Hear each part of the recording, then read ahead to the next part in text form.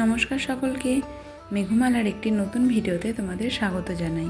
এর আগের ভিডিওতে তোমাদের সাথে শেয়ার করেছিলাম সারনাথের বৌদ্ধ মন্দিরের ভিডিও। তো ভিডিওটি এখনও পর্যন্ত যারা দেখোনি তাদের দেখার অনুরোধ রইল। ডিসক্রিপশন বক্সে আমি তার লিঙ্ক দিয়ে দিয়েছি। এরপর চলে এসেছিলাম পাশেই একটি মন্দির দেখতে। এটি হলো দিগম্বর জৈনের মন্দির। এই মন্দিরটিও বেশ পুরানো। 1831 সালে এই মন্দিরটি প্রতিষ্ঠিত হয়। এখানে এক জায়গায় দেখলাম পাথরকে কেটে কেটে নানান রকম নকশা তৈরি করছে। আর এইখানে এই ফলটা দেখছো লম্বা লম্বা, এটা হলো আর্মেনিয়ান শসা। আমার কাছে এই ফলটা নতুন ছিল, তবে খেতে বেশ ভালোই লাগছিল। আর এইদিকে আমরা নিয়ে নিয়েছিলাম মৌসুমী লেবুর শরবত। যাই হোক, সকালবেলা আমরা হালকা টিফিন করে চলে গিয়েছিলাম সারনাথের বৌদ্ধ স্তূপগুলি দেখতে। আর এখানে প্রবেশ করার জন্য আমরা অনলাইনে টিকিট কেটে নিয়েছিলাম। তো এখানে দেখলাম অনলাইনেই টিকিটের ব্যবস্থা করা আছে। এখানে একটি মিউজিয়ামও আছে, যার জন্য এক্সট্রা 5 টাকা করে টিকিট কাটতে হতো। কিন্তু আমরা যেই দিন গিয়েছিলাম সেই দিন মিউজিয়াম বন্ধ ছিল, তাই আর যেতে পারিনি। ভিতরে প্রবেশ করে দেখলাম বিভিন্ন দেশি বিদেশি পর্যটকদের আনাগোনা। তো আমরাও এগিয়ে চললাম সামনের পথে।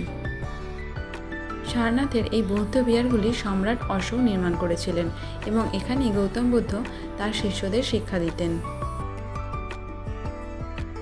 পথের দুধারের সারিতে এত সুন্দর করে বাগান করা মন ভরিয়ে দিচ্ছিল।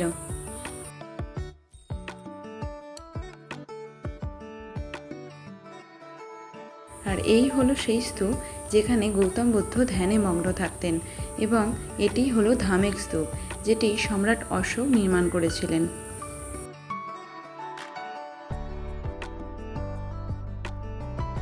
পাঁচশো 44 খ্রিস্টাব্দে বুদ্ধের মৃত্যুর পর তাকে দাহ করা হয়, এবং দাহ করার পর সেই ছাইকে 8টি ভাগে ভাগ করা হয় এবং স্তূপ নির্মাণ করা হয়। 8টি জায়গায় এই স্তূপ নির্মাণ করা আছে এবং এই ধামেক স্তূপ হলো তার মধ্যে একটি। এখানের এই পাথরগুলিতে ধামেক স্তূপের নানান তথ্য বর্ণনা করা আছে। এখানে সারনাথের সমগ্র বৌদ্ধ বিহারের ছবি বর্ণনা করা আছে, যাতে সকলের সহজেই বুঝে নিতে সুবিধা হয়। এখানে দেখো ধামেক স্তূপের নানান চিত্রগুলি রয়েছে, কারণ এই ধামেক স্তূপকে বহুবার ধ্বংস করা হয়েছিল। সম্রাট অশোক এটির পুনর্নির্মাণ করেন। স্তূপটিতে বাইরে থেকে ভিতরে প্রবেশ করার কোনো রাস্তাই নেই, অর্থাৎ দরজা জানলা কিছুই নেই। সোনাদানা বা কোনো মূল্যবান সম্পদের লোভে বিদেশি শত্রুরা বহুবার এটিকে ধ্বংস করেছে। এই ধামেক স্তূপের উচ্চতা প্রায় 39 মিটার এবং ব্যাস 28 মিটার। চারিদিকের এই গাছগাছালি নিয়ে প্রাকৃতিক পরিবেশটা অসাধারণ ছিল, মন ভরিয়ে দিচ্ছিল। এই প্রকৃতিকে সাথী করেই আমরা কয়েকটা ছবি তুলে নিলাম। চারিদিকের এই প্রাকৃতিক পরিবেশটা কেমন লাগছে তোমরা কিন্তু কমেন্টে জানিও। পাশেই একটি ছোটোখাটো জুও ছিল, যেখানে নানা রকমের হরিণ নিজেদের মতো খেলা করছিল, দেখেও বেশ ভালো লাগলো। সম্রাট অশোকের দ্বারা নির্মিত অশোক স্তম্ভ এখানে আছে, যেটি আমাদের দেশের জাতীয় প্রতীক। এখানে 30টি মনস্টারি আছে। গৌতম বুদ্ধ এখানে তার শিষ্যদের শিক্ষা দিতেন। চীন, জাপান, কোরিয়া, থাইল্যান্ড বিভিন্ন জায়গার মানুষ এখানে পুণ্য অর্জনের জন্য আসেন। এখানে আমরা সকলে মিলে কয়েকটা ছবিও তুলে নিলাম, আর প্রাকৃতিক পরিবেশের এই ছবি মনের পাতায় স্মৃতি হিসাবে রেখে দিলাম। বাবা একজন বিদেশি পর্যটকের সাথে ছবি তুলে নিয়েছিল।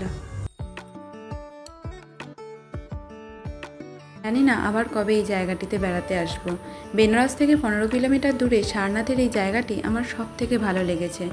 তোমাদেরও বলবো বন্ধুরা, একবার সময় করে এই জায়গাটিতে ঘুরে এসো। সত্যি বলছি, মনটা ভীষণ ভালো হয়ে যাবে।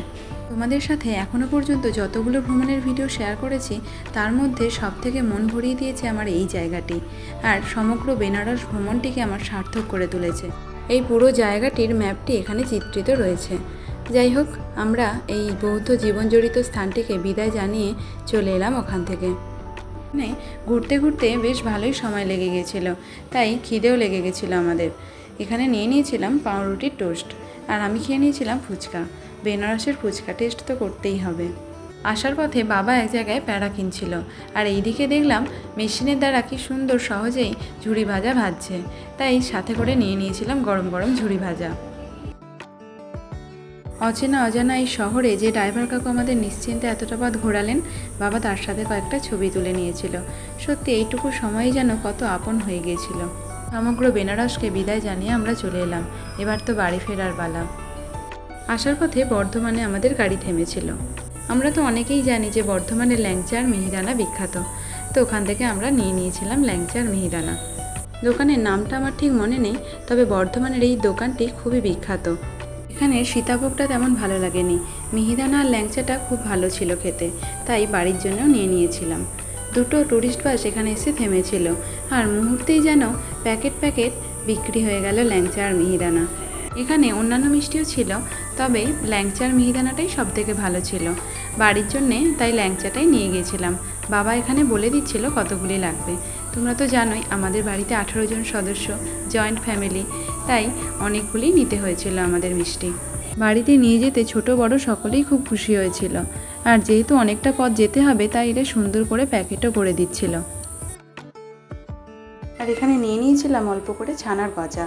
ছানার গজাটা কিন্তু খেতে দারুণ ছিল। খাওয়া দাওয়া সেরে রওনা দিয়ে দিয়েছিলাম বাড়ির পথে। আগের দিন বিকাল 3টের সময় আমরা গাড়িতে চেপেছিলাম, আর বাড়ি এসেছিলাম পরের দিন ওই দুপুর 12টার সময় করে। এলাম আমার সেই চিরপরিচিত গ্রাম। তো চলো ভিডিওটাও তাহলে আজকে এখানে শেষ করছি। ভিডিওটি কেমন লাগলো অবশ্যই কমেন্টে জানিও, আর ভালো লাগলে একটা লাইক করো। নমস্কার।